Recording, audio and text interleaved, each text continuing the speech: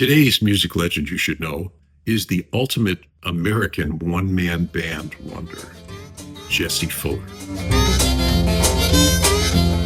When you go to Memphis, you don't find me there.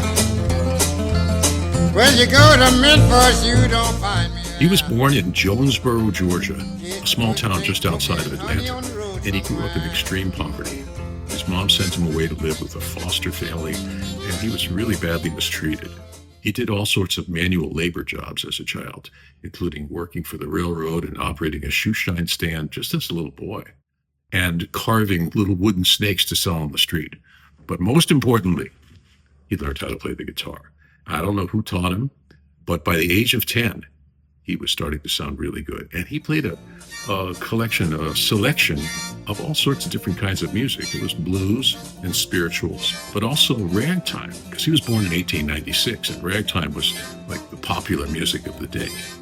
And he developed a large repertoire as a child.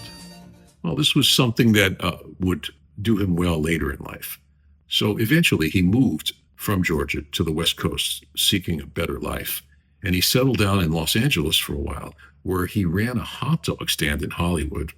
And as surprising as this might sound, he met Douglas Fairbanks and ended up becoming an extra in several movies, including The Thief of Baghdad, sometime in the early 1920s. This is the silent movie era, okay? Very early on in the history of Hollywood. He stayed there for a while, but eventually moved up north to Oakland in the San Francisco Bay Area, where he remained for the rest of his life. And he met his wife, Gertrude, and they raised a family. And he worked various different jobs around there as well, including for the railroad, but eventually did a bunch of welding during World War II when they were making ships for the war. But after the war ended, he found it very difficult to get work. And don't forget, he's already in his 40s, his late 40s. And then he realized, well, this music thing, maybe now is the time for me to start making my living, doing what I love. And so he started performing on the streets, and he would dance and play guitar. And he tried to put bands together, but people were unreliable. They didn't show up for gigs. And he started playing more just by himself and decided to become a one-man band. So he got a harmonica rack and started playing harmonica on the rack. And he was a good harmonica player, very clean sounding, very clean technique. And he also played kazoo. This is something very common in the jug band style. And he mounted the kazoo on the rack as well.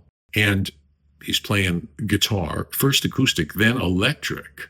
And he got himself a little hi-hat that drummers use. And he would do the hi-hat on 2 and 4. And it was about this time that he wrote his most famous song, the San Francisco Bay Blues. And he started recording and putting out records. I got the blues from my baby, left me by the San Francisco Bay. Ocean liner, ain't you going so far away? Didn't mean to treat you so bad. Better can I have it?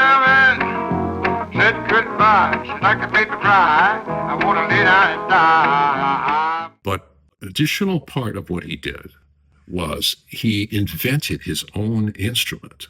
It was called the Fotdella. And what this was, it was like a wooden box, sort of like the top part of a bass.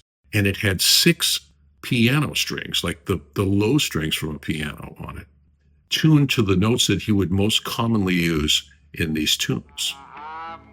And he played it with his right foot, playing the correct bass line notes, while he played on 2 and 4 with his left foot on the hi-hat, and played some pretty elaborate picking guitar, and sang and played harmonica and kazoo. And he sounded really good. And people started taking notice.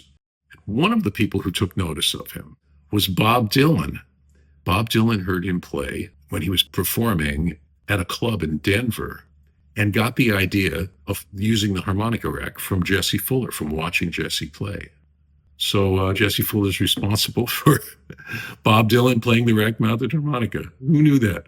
And then a whole bunch of San Francisco area rock bands started listening to his music And the Grateful Dead covered one of his other songs called Beat It On Down the Line, which is a story of dissatisfaction with his tough jobs that he did at the railroad, because he worked some really hard jobs on the railroad. He was laying track. They called it gandy dancing and all sorts of other stuff at the railroad. Very, very difficult, heavy labor.